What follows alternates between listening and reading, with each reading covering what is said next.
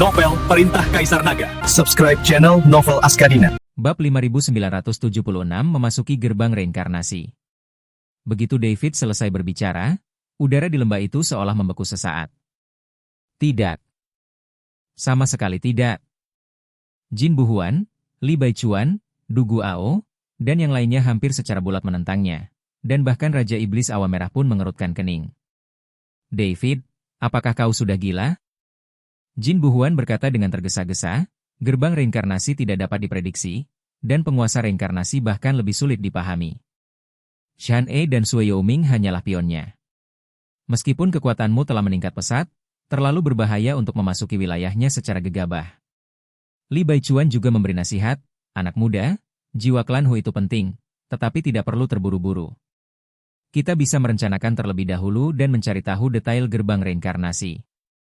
Du Guao berkata dengan suara berat, setidaknya kita harus menunggu sampai kita telah mengatur ulang 12 langit dan memobilisasi semua kekuatan kita sebelum menuju ke sana bersama-sama. Setelah hening sejenak, Raja Iblis Awan Merah angkat bicara. David, Raja Reinkarnasi itu bukanlah makhluk yang baik hati. Senior Musa juga mengatakan bahwa itu mungkin proyeksi dari kehendak kuno, yang memiliki beberapa hukum reinkarnasi. Meskipun kekuatan kekacauanmu saat ini kuat, hasil melawan keberadaan seperti itu tidak pasti. Meskipun kerumunan berusaha membujuknya, David tetap tenang tetapi menggelengkan kepalanya dengan tegas. Saya menghargai kebaikan Anda. Dia berkata perlahan, tetapi semakin lama jiwa-jiwa klan Hu tinggal di gerbang reinkarnasi, semakin besar risiko mereka sepenuhnya diasimilasi. Jiwa-jiwa klan Hu harus diselamatkan. Ini adalah sesuatu yang telah saya janjikan kepada Guru Hu, dan saya harus melakukannya. Dia menatap bayangan samar gerbang reinkarnasi di kejauhan, cahaya kompleks berkilat di matanya. Selain itu, aku memiliki benih asal kekacauan di dalam diriku, yang memiliki efek penahan halus pada kekuatan reinkarnasi. Sekarang setelah istana jalan jahat baru saja dihancurkan, penguasa reinkarnasi mungkin belum sepenuhnya menyadarinya, sehingga ini menjadi kesempatan yang sempurna. Tapi, Jin Buhuan ingin membujuknya lagi. David mengangkat tangannya untuk menghentikannya, dan tersenyum tipis, jangan khawatir, semuanya, aku tahu apa yang kulakukan. Jika keadaan menjadi tidak terkendali, aku akan mundur tepat waktu. Dan, dia berhenti sejenak, tanda pusaran kacau di telapak tangannya sedikit bercahaya, aku juga ingin melihat bagaimana kekuatan kacau ini dibandingkan dengan hukum reinkarnasi yang sebenarnya. Setelah mengatakan itu, David tidak berkata apa-apa lagi. Sosoknya berubah menjadi aliran cahaya abu-abu yang kabur dan terbang lurus menuju altar di puncak samsara. David, teriak Raja Iblis Awan Merah, hendak mengikuti. Mohon tunggu, Pak. Suara David terdengar dari kejauhan, perjalanan ini berbahaya, tetapi aku bisa mengatasinya sendiri. Kau tetap di sini dan bantu ketua sekte Jin dan yang lainnya mengatur kembali situasi. Jika aku tidak kembali dalam 3 hari. Dia tidak menyelesaikan ucapannya, tetapi maksudnya sudah jelas. Raja Iblis Awan Merah berhenti di udara, pergumulan terpancar di mata iblisnya yang merah menyala, sebelum akhirnya menggertakkan giginya dan berhenti. Dia tahu bahwa begitu David mengambil keputusan, tidak ada yang bisa mengubahnya. Terlebih lagi, dengan kekuatannya saat ini, menurutinya mungkin hanya akan menjadi beban. Jin Buhuan dan yang lainnya memperhatikan kepergian David dengan ekspresi serius. Mereka tahu bahwa perjalanan ini akan penuh bahaya, nasib mereka tidak pasti. Sampaikan perintahnya. Jin Buhuan menarik napas dalam-dalam. Kumpulkan semua kekuatan dan pasang formasi besar di luar aula jalan jahat. Jika rekan Taois David belum kembali dalam 3 hari, kita akan melancarkan serangan besar-besaran ke gerbang reinkarnasi. Ya? Aula jalan jahat, di atas altar. Gerbang reinkarnasi yang menjulang setinggi 100 kaki itu berdiri diam. Pusaran abu putihnya berputar perlahan di dalamnya, memancarkan aura kuno yang membuat bulu kuduk merinding. Pintu itu diukir dengan rune yang rumit dan tak terhitung jumlahnya. Beberapa menyerupai pengorbanan hewan, beberapa seperti pergerakan bintang, dan beberapa sama sekali tidak dapat dipahami. David mendarat di tepi altar, dengan tenang memeriksa pintu. Dia bisa merasakan bahwa kekuatan hukum reinkarnasi yang terpancar dari pintu itu secara halus bertentangan dengan hukum dunia ini, namun keduanya secara paksa terintegrasi membentuk keseimbangan yang aneh. Pendekatan yang tidak konvensional ini sungguh menakjubkan.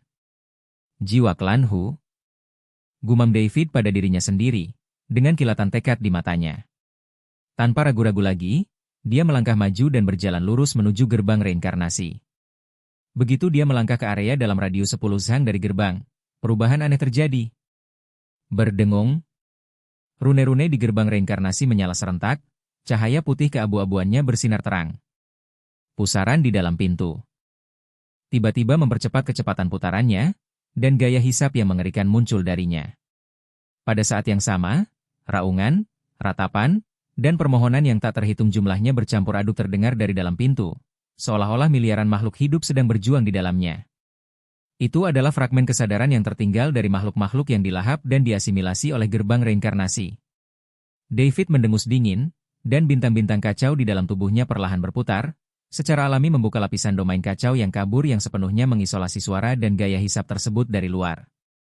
Dia terus maju, dan saat tubuhnya menyentuh pusaran berwarna abu putih di dalam pintu, dunia sedang berputar.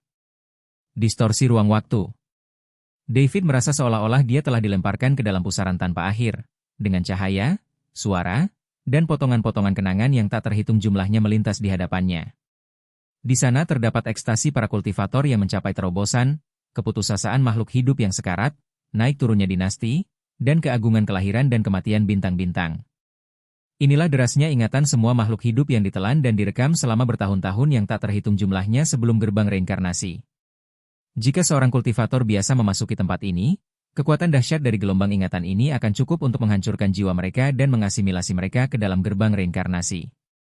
Namun, alam kekacauan David tetap stabil seperti batu, menghalangi semua derasnya ingatan dari luar, memungkinkannya untuk mengamati dengan tenang dari sudut pandang orang luar. Aku tidak tahu berapa banyak waktu yang telah berlalu, mungkin hanya sesaat, mungkin juga selamanya. Semua kekacauan itu berakhir secara tiba-tiba. David, dengan kedua kakinya menapak kuat di tanah, membuka matanya. Di hadapanku terbentang dunia yang sama sekali asing. Langit selalu berwarna abu putih, tanpa matahari, bulan, dan bintang, hanya diselimuti oleh lingkaran cahaya abu-abu yang kabur. Tanah itu tandus, tertutup bebatuan abu-abu berbentuk aneh. Di kejauhan, sebuah sungai abu-abu berkelok-kelok mengalir perlahan, dan wajah-wajah yang tak terhitung jumlahnya dan terdistorsi samar-samar terlihat mengambang di air. Udara dipenuhi aura reinkarnasi yang kaya, lebih dari 10 kali lebih murni daripada dunia luar, namun juga membawa rasa keheningan yang mencekam, dingin, dan keteraturan yang tak terbantahkan.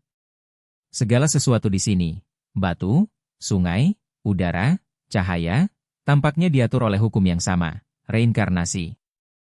Inilah dunia batin gerbang reinkarnasi. Negeri reinkarnasi? David melihat sekeliling, ekspresinya serius. Dia bisa merasakan bahwa di sini, hukum-hukum dunia luar sangat melemah, dan digantikan oleh hukum reinkarnasi yang maha kuasa. Meskipun kekuatan kacau yang dimilikinya mampu menahan erosi, namun operasinya agak lambat. Tepat saat itu, kabut kelabu meniangulf ke depan, dan 3 sosok perlahan muncul. Mereka adalah 3 makhluk humanoid yang seluruhnya terbentuk dari kabut abu-abu keputihan. Mereka tidak memiliki fitur wajah atau pakaian, dan hanya berdiri di sana dengan tenang. Namun mereka memancarkan aura yang kuat. Masing-masing dari mereka tidak lebih lemah dari penjaga reinkarnasi sebelumnya, dan mungkin bahkan lebih kuat. Bab 5977 3 orang tewas. Penyusup matilah. Suara serak yang tumpang tindih terdengar serentak dari ketiga mulut abu-abu itu, seolah-olah banyak orang sedang berbicara bersama. Bahkan sebelum kata-kata selesai diucapkan, ketiga sosok abu-abu itu bergerak bersamaan. Mereka tidak menggunakan senjata sihir atau kekuatan supranatural. Mereka hanya mengangkat tangan, mengepalkan tinju, dan mengayunkannya. Namun tindakan sederhana ini memicu gema hukum-hukum reinkarnasi di seluruh negeri. Boom! Boom! Boom! 3 kepalan tangan berwarna abu putih melayang di udara. Kemanapun kepalan tangan itu lewat, ruang secara paksa bereinkarnasi. Masa muda berubah menjadi usia tua, kehidupan baru berubah menjadi pembusukan, dan eksistensi cenderung menuju kehampaan. Ini adalah metode mengerikan yang secara langsung menerapkan hukum reinkarnasi pada sebuah serangan. Mata David menyipit, tak berani lengah. Ia mengepalkan tinju kanannya, mengumpulkan kekuatan kekacauan, dan melayangkan pukulan. Kekacauan melanggar hukum. Jejak kepalan tangan abu-abu yang kacau bertabrakan dengan 3 jejak kepalan tangan reinkarnasi di udara. Tidak ada ledakan dahsyat, hanya suara meleleh yang aneh. Desis-desis-desis. Saat jejak tinju kekacauan dan jejak tinju samsara bersentuhan, mereka mulai saling mengikis dan melemahkan dengan dahsyat. Kekuatan kekacauan berupaya membongkar hukum reinkarnasi, sementara hukum reinkarnasi berupaya mengasimilasi kekuatan kekacauan. Pada akhirnya, jejak tinju kekacauan David sedikit lebih unggul, menghancurkan ketiga jejak tinju reinkarnasi. Namun, ia juga menghabiskan sebagian besar kekuatannya. Guncangan susulan menghantam ketiga sosok abu-abu itu, hanya menyebabkan mereka mundur beberapa langkah. Tubuh berkabut mereka bergetar sesaat sebelum kembali normal. Pengendalian yang begitu kuat atas hukum reinkarnasi, pikir David dalam hati dengan terkejut. Ketiga sosok abu-abu ini jelas bukan makhluk hidup sungguhan, melainkan penjaga atau inkarnasi yang dibentuk oleh hukum reinkarnasi. Di sini, mereka diberkati oleh seluruh siklus reinkarnasi, yang membuat mereka pada dasarnya abadi. Kita harus bertindak cepat dan tegas, kita tidak bisa membiarkan hal ini berlarut-larut. Pikiran David berpacu, dan dengan jentikan tangan kanannya, pedang pembunuh naga muncul di genggamannya. Di atas pedang itu, energi kacau, siklus 5 elemen, api sejati bumi, dan bayangan naga emas muncul secara bersamaan. Keempat kekuatan itu menyatu sempurna, berubah menjadi aura pedang kacau yang berwarna abu-abu dengan cahaya bintang 4 warna. Kekacauan, penciptaan langit dan bumi. David melancarkan serangan pedang. Serangan pedang ini tidak lagi mengejar variasi yang halus, melainkan menonjolkan karakteristik paling penting dari kekuatan kacau, membuka diri, dan evolusi, hingga ke titik ekstrim. Kemanapun energi pedang itu lewat, energi reinkarnasi berwarna abu putih itu didorong dan dicabik-cabik secara paksa, seolah-olah berusaha menciptakan wilayah kacau di tanah reinkarnasi yang tandus ini. Ketiga sosok abu-abu itu sepertinya merasakan kengerian serangan pedang dan bereaksi berbeda untuk pertama kalinya. Alih-alih menerima serangan secara langsung, mereka secara bersamaan berpencar, berubah menjadi 3 gumpalan kabut abu-abu yang menyatu ke dalam siklus energi di sekitarnya. Sesaat kemudian, kabut abu putih di seluruh negeri reinkarnasi berkobar hebat, mendesak David dari segala arah. Di tengah kabut, rantai, pedang, dan anak panah berwarna abu putih yang tak terhitung jumlahnya menyatu dan menghujani David. Ini bertujuan untuk menggunakan kekuatan seluruh negeri reinkarnasi untuk sepenuhnya menekan dan mengasimilasi dirinya. Keterampilan yang sepele. David tetap tenang saat ia melepaskan kekuatan penuh dari domain kekacauan miliknya, menyebabkan diameternya melonjak dari 100 sang menjadi 300 sang.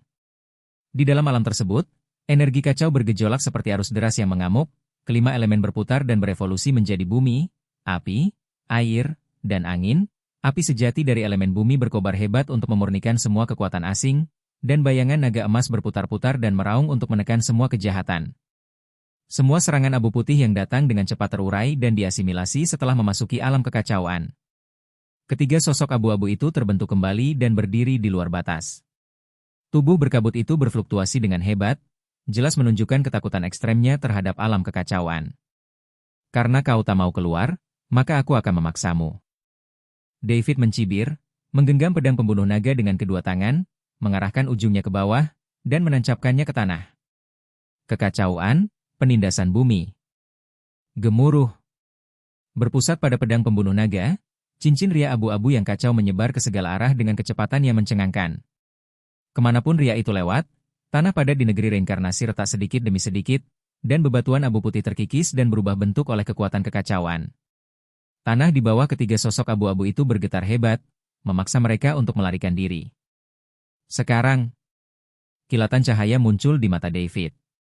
Dia membuat segel tangan dengan tangan kirinya dan mengarahkan tangan kanannya seperti pedang, membidik 3 sosok abu-abu di udara. Kekacauan, kembali 3 kali lipat ke asal.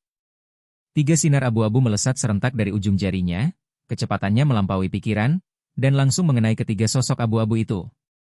Kali ini, cahaya abu-abu itu tidak menyerang tubuh mereka secara langsung, melainkan menembus inti dada mereka, tempat simpul, hukum reinkarnasi terkonsentrasi. Ketiga sosok abu-abu itu membeku secara bersamaan, kabut bergolak hebat dan mengeluarkan raungan tanpa suara. Mereka mencoba menggunakan hukum reinkarnasi untuk melawan, tetapi kekuatan kekacauan telah merasuki titik-titik hukum tersebut, mulai menghancurkan strukturnya dari dalam. Merusak. David berteriak pelan. Dor!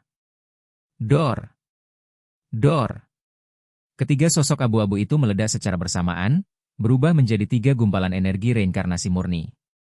Kali ini, Mereka gagal berkumpul kembali karena simpul hukum telah hancur total oleh kekuatan kekacauan. 3 gumpalan energi reinkarnasi itu melayang di udara sejenak sebelum diserap dan diubah oleh alam kekacauan David, menjadi nutrisi bagi pertumbuhan alam tersebut. Setelah mengalahkan ketiga penjaga berbaju abu-abu itu, David sama sekali tidak merasa tenang. Sebaliknya, ekspresinya malah menjadi semakin serius. Dia mendongak ke kedalaman negeri reinkarnasi. Di sana, kabut abu putih perlahan terbelah ke kedua sisi, memperlihatkan jalan lurus. Di ujung jalan, sebuah istana abu-abu yang megah dapat terlihat samar-samar. Sebuah suara agung dan acuh tak acuh, yang seolah berasal dari zaman yang tak terhingga, datang dari arah istana, bergema di seluruh negeri reinkarnasi. Sang pewaris kekacauan, kau akhirnya tiba. Suaranya tanpa emosi, namun mengandung aura acuh tak acuh yang seolah memandang rendah semua makhluk hidup. David menggenggam pedang pembunuh naga dengan erat dan berjalan selangkah demi selangkah di sepanjang jalan menuju istana abu-abu. Saat ia melangkah ke anak tangga di depan istana, gerbang istana terbuka tanpa suara. Di dalam aula utama, tak ada apapun kecuali bola cahaya abu putih yang terus berubah bentuk, tergantung di platform tertinggi di bagian terdalam aula. Di dalam bola cahaya itu, tak terhitung banyaknya wajah yang samar-samar terlihat muncul dan menghilang, beberapa menangis, beberapa tertawa, beberapa gembira, dan beberapa sedih. Apakah itu wujud sejati dari Tuhan reinkarnasi? Ataukah itu manifestasinya di dunia ini? Bab 5978 jaraknya terlalu besar. Serahkan jiwa-jiwa klanhu, dan mungkin aku akan mengampuni nyawamu. David berdiri di tengah aula, suaranya tenang namun mengandung tekad yang tak terbantahkan. Hehehe. Tawa rendah terdengar dari bola cahaya berwarna abu putih itu, tawa yang penuh ejekan dan rasa iba. Selamatkan aku dari kematian?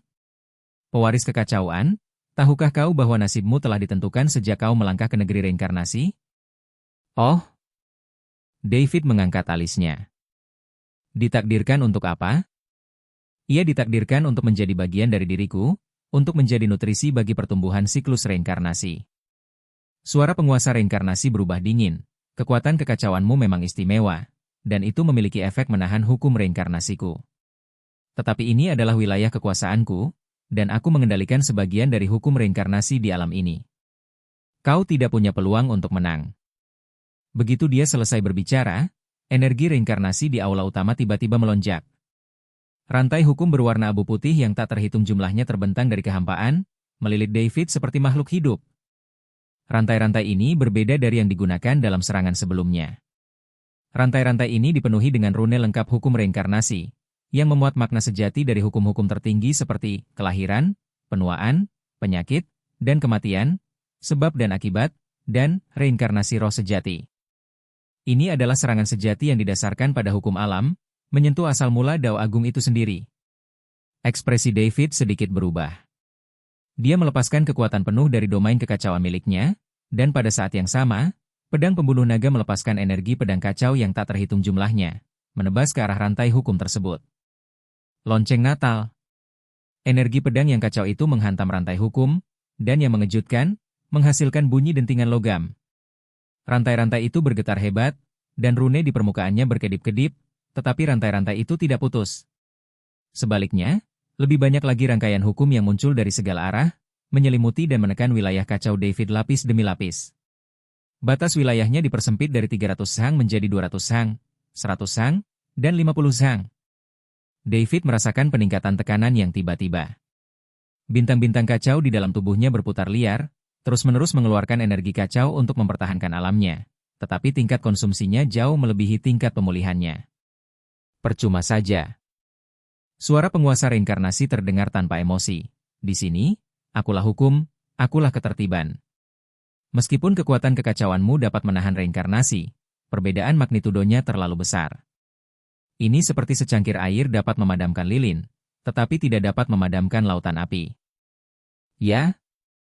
Kilatan tajam terpancar di mata David. Mari kita lihat apakah lautan apimu akan melahapku terlebih dahulu, atau apakah aku akan menguapkan secangkir airmu terlebih dahulu. Dia tak lagi menahan diri, mendorong bab sejati pemurnian ki primordial hingga batasnya, sepenuhnya menyatukan keempat kekuatan di dalam tubuhnya, dan menyebabkan bintang-bintang kacau meledak dengan cahaya yang belum pernah terjadi sebelumnya. Kekacauan, penciptaan langit dan bumi. David menggenggam pedangnya dengan kedua tangan dan melepaskan serangan terkuatnya hingga saat ini ke arah bola cahaya tempat penguasa reinkarnasi berada. Serangan pedang ini mewujudkan semua wawasannya tentang dao kekacauan, menciptakan langit dan bumi dari kekacauan, menegakkan keteraturan dari ketidakteraturan, dan mengembangkan segala sesuatu dari ketiadaan. Di tempat cahaya pedang melintas, aura reinkarnasi berwarna abu putih terpisah secara paksa, rantai hukum putus sedikit demi sedikit, dan seluruh aula bergetar. Serangan pedang ini sebenarnya berhasil menembus penindasan hukum negeri reinkarnasi untuk sesaat, membuka jalan menuju penguasa reinkarnasi. Cahaya pedang akhirnya mengenai bola cahaya abu putih itu. Tertawa. Bola cahaya itu bergetar hebat, cahaya putih keabu-abuannya meredup sepertiga, dan terdengar. Erangan teredam dari dalamnya. Luar biasa. Sungguh ciptaan kekacauan yang menakjubkan. Untuk pertama kalinya, suara dewa reinkarnasi mengandung fluktuasi emosi, kejutan, dan bahkan sedikit kegembiraan. Potensimu lebih besar dari yang kubayangkan. Dengan melahapmu, hukum reinkarnasiku mungkin akan berkembang lebih jauh, bahkan mungkin mengisi kekosongannya. Ingin melahapku? Mari kita lihat apakah kau mampu. David mengertakkan giginya dan melepaskan serangan pedang lainnya. Namun kali ini, sang penguasa reinkarnasi tidak lagi hanya membela secara pasif. Bola cahaya abu putih itu tiba-tiba berubah menjadi hantu raksasa abu putih setinggi 10 kaki. Wajah raksasa itu tampak kabur, hanya sepasang mata yang menyerupai dua pusaran abu putih yang berputar-putar, dalam dan tak berujung. Reinkarnasi, kesengsaraan kelahiran kembali. Hantu raksasa itu mengangkat tangannya dan menunjuk ke arah David. Tiba-tiba, David merasakan kekuatan yang tak tertahankan menghampirinya.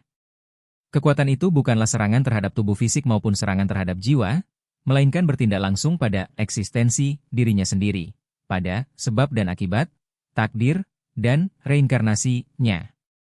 Banyak sekali gambar yang terlintas di depan matanya.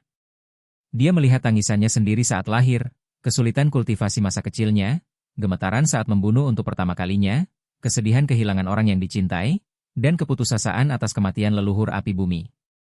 Ini adalah siklus yang pernah dia alami di masa lalu. Selain itu, ada banyak sekali masa depan yang belum pernah ia alami, namun mungkin saja masih bisa terjadi. Ia melihat dirinya sepenuhnya diasimilasi oleh hukum reinkarnasi, menjadi mayat hidup.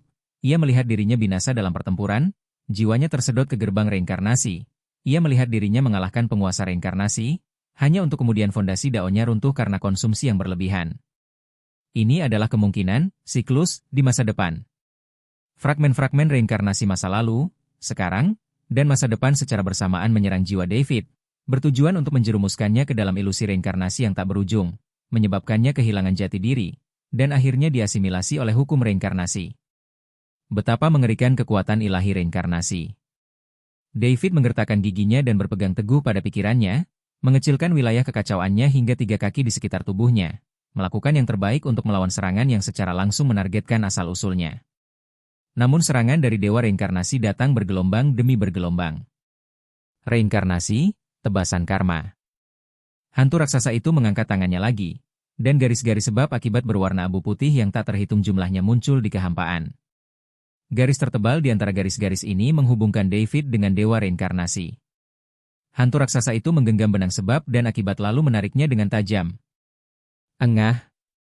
David terpukul seolah terkena pukulan berat, memuntahkan seteguk darah, dan auranya langsung melemah 3 poin. Ini bukan serangan fisik, serangan ini secara langsung memutus sebab dan akibat, merusak sumbernya. Jika dia tidak dilindungi oleh kekuatan kekacauan, serangan itu sudah cukup untuk menyebabkan retakan yang tak dapat diperbaiki pada fondasi daonya. Reinkarnasi, takdir berubah. Hantu raksasa itu mengangkat tangannya untuk ketiga kalinya. Kali ini, ia bermaksud untuk secara langsung mengubah nasib David, secara paksa mengubah nasibnya dari hidup menjadi mati. David merasakan kekuatan hidupnya dengan cepat terkuras, seolah-olah sebuah tangan tak terlihat mendorongnya dari keadaan hidup menuju kematian. Sialan. Apakah ini kekuatan makhluk yang benar-benar menguasai hukum? Rasa tak berdaya tiba-tiba muncul di hati David. Bab 5979 Penderitaan Reinkarnasi. Meskipun ia menyatu dengan benih asal kekacauan dan kekuatannya meningkat drastis, pemahaman dan penerapannya terhadap hukum-hukum tersebut masih jauh lebih rendah dibandingkan dengan makhluk kuno seperti penguasa reinkarnasi. Ini seperti seorang anak kecil yang, meskipun memiliki senjata ampuh, tidak dapat mengalahkan orang dewasa yang terampil. Ini tidak bisa terus berlanjut. Kilatan tekad terpancar di mata David. Kita akan melawan. Dia memusatkan seluruh perhatiannya pada dantiannya, dan bintang yang kacau itu berputar liar, bahkan muncul retakan kecil di permukaannya. Dia akan secara paksa mengaktifkan kekuatan primordial dari bintang-bintang kacau dan menggunakan teknik rahasia terlarang yang tercatat dalam Kitab Suci Pemurnian Ki Primordial yang seharusnya tidak dapat dia gunakan pada levelnya saat ini. Namun saat itu juga. Cukup sudah. Suara Dewa Reinkarnasi terdengar lantang, bercampur dengan rasa geli, aku telah menyaksikan kekuatanmu. Bagus sekali, kau layak menjadi utusan reinkarnasi berpangkat tertinggiku. Hantu raksasa itu menarik tangannya, dan David merasakan semua serangan lenyap seketika. Namun, kondisinya memburuk drastis. Ia berlumuran darah, auranya lemah, dan domain kekacauannya menyusut kembali ke dalam tubuhnya. Ia hampir tidak bisa berdiri. Namun, sebelum itu, kamu perlu mengalami seperti apa penderitaan reinkarnasi yang sesungguhnya. Suara sang penguasa reinkarnasi berubah dingin. Hanya dengan begitu kau akan mengerti betapa bodohnya memberontak terhadapku. Begitu selesai berbicara, hantu raksasa itu membuka telapak tangannya ke arah David. Di telapak tangannya, sebuah pusaran berwarna abu putih berputar perlahan, memancarkan aura yang membuat jiwa David bergetar. Itulah perwujudan dari hakikat hukum reinkarnasi itu sendiri. Tanggunglah siklus reinkarnasi. Ketika kau telah melewati 100 kehidupan, merasakan semua kepahitan dunia, dan akhirnya kehilangan dirimu sendiri, aku akan datang untuk membimbingmu, memberimu kehidupan baru, dan menjadi hamba setiaku. Pusaran itu terlepas dari telapak tangan raksasa dan perlahan terbang menuju David. David ingin melawan dan melarikan diri, tetapi tubuhnya seolah terikat oleh belenggu tak terlihat, tidak mampu bergerak. Kekuatan kacau yang dimilikinya telah benar-benar habis, dan jiwanya terluka parah dalam serangan sebelumnya. Saat ini, dia bahkan tidak mampu mengerahkan secercah kekuatan pun. Dia hanya bisa menyaksikan tanpa daya saat pusaran berwarna abu putih itu menghilang ke ruang di antara alisnya. Dingin. Dingin yang tak berujung. Lalu datanglah kegelapan. Kegelapan total. Kesadaran David, seperti lilin yang berkelap-kelip tertiup angin, bergoyang dalam kegelapan sebelum akhirnya padam sepenuhnya. Tepat sebelum ia benar-benar kehilangan kesadaran, ia samar-samar mendengar suara acuh tak acuh dari Dewa Reinkarnasi. Sampai jumpa 100 tahun lagi. Kuharap saat itu kau akan mengerti apa itu takdir. Di depan mata kami, secercah cahaya terakhir menghilang. David terperosok ke dalam kegelapan abadi. Negeri reinkarnasi telah kembali sunyi. Hanya bola cahaya abu putih itu yang melayang tanpa suara, di dalamnya terdapat wajah-wajah tak terhitung yang muncul dan menghilang, dan sebuah wajah baru yang buram perlahan-lahan terbentuk. Shanshan, tolong bukakan pintunya. Saat itu, David berdiri di depan rumah geng Shanshan, berteriak berulang kali. David, dasar narapidana, pergi dari sini. Putriku akan menikah dengan Xiao Lei. Ibu geng Shanshan, Jia Meili, menendang David dengan keras dan berkata, "Mustahil." David menggelengkan kepalanya. Geng Shanshan kemudian melangkah maju, mengeluarkan beberapa ratus yuan, dan melemparkannya ke wajah David. "Pergi sana." "Kenapa tidak? Aku akan menikahi kakak Lei." "Geng Shanshan, berani-beraninya kau mengkhianatiku. Lihatlah pedang pembunuh nagaku." David, dengan wajah yang dipenuhi amarah, melambaikan tangannya, hendak melepaskan pedang pembunuh naga. Namun setelah melambaikan tangan cukup lama, tidak ada hasil yang didapatkan. "David, apa kau berusaha membuat hari pernikahanku sengsara, dasar bajingan?" Iringan pengantin tiba, dan Xiao Lei keluar dari mobil lalu berteriak pada David.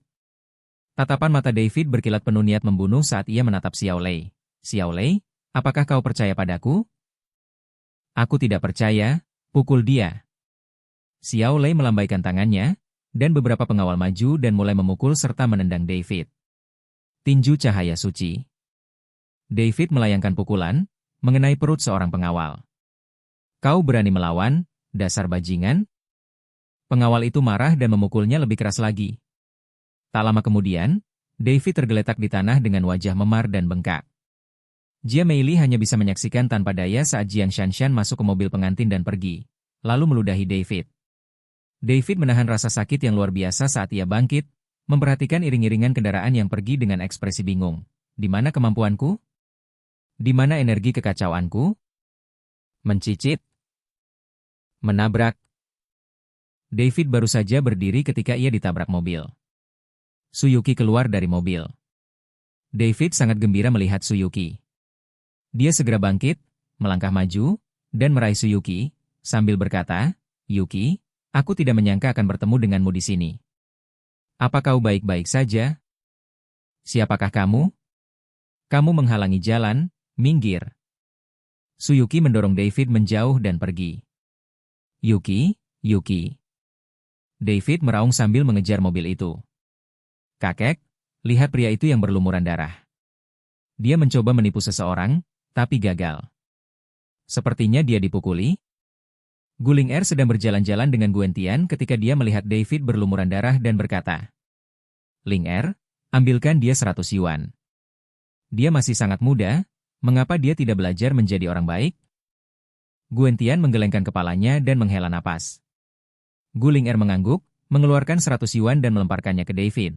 "Kakekku berkata, kau masih sangat muda, jangan mencoba merekayasa kecelakaan demi uang di masa depan."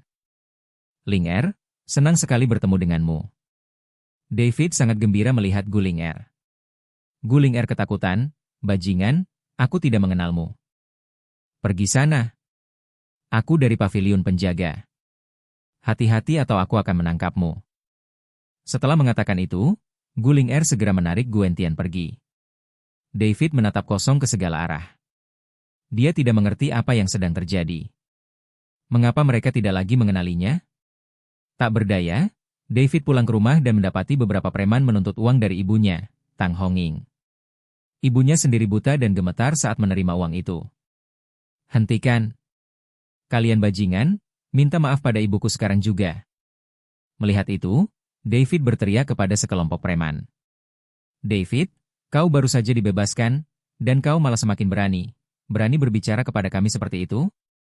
Seorang preman botak menatap David, mencibir, lalu melayangkan pukulan. "Hubungi saya." Beberapa preman memukuli David, dan Tang Honging hanya bisa berlutut di tanah, menangis dan memohon, sebelum menyerahkan uang itu kepada mereka. Setelah para preman itu pergi, David berbaring di tempat tidur, matanya kosong, seluruh tubuhnya mati rasa. Dia merasa jantungnya telah mati. Bagaimana bisa hidupku menjadi seperti ini? Tepat ketika David merasa benar-benar putus asa, sebuah suara menarik hatinya yang sudah mati dari neraka ke surga. "David, sudah waktunya bangun."